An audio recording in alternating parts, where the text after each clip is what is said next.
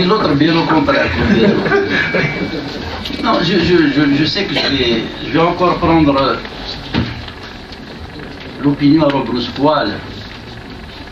Moi, ça ne me gêne pas que le chef de l'État se présente, je vous le dis tout de suite.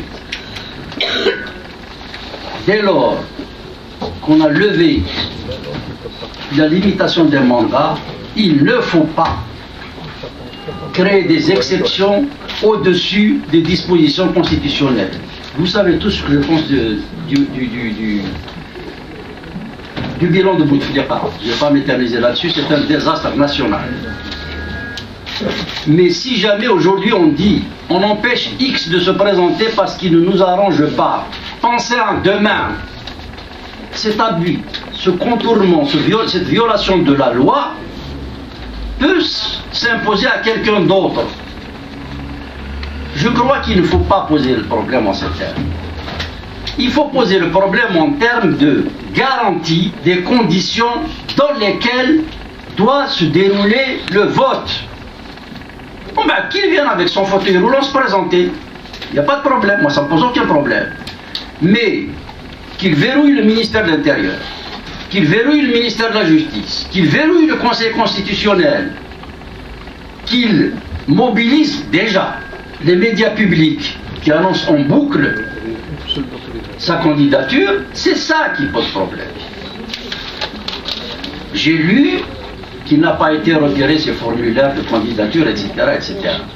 C'est pas une obligation. J'ai été candidat 2 fois à la présidentielle, j'ai mandaté, j'ai donné procuration pour que les gens retirent le formulaire. Donc, il a commis suffisamment de dégâts, suffisamment de catastrophes qui malheureusement vont laisser des séquelles et des cicatrices durables dans le pays pour ne pas attaquer par des angles indéfendables sur le plan de l'éthique et de la règle. Donc, voilà, je sais très bien qu'il a tellement exaspéré tout le monde. On peut attaquer politiquement cet homme.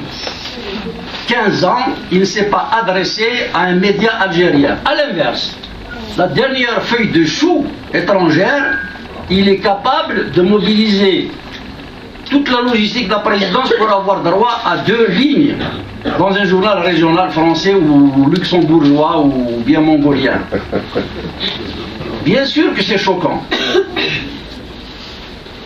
Ne pas s'adresser au peuple algérien dont on sollicite les suffrages jusqu'à présent. Il ne s'est pas adressé au peuple algérien. Mais c'est une attaque politique.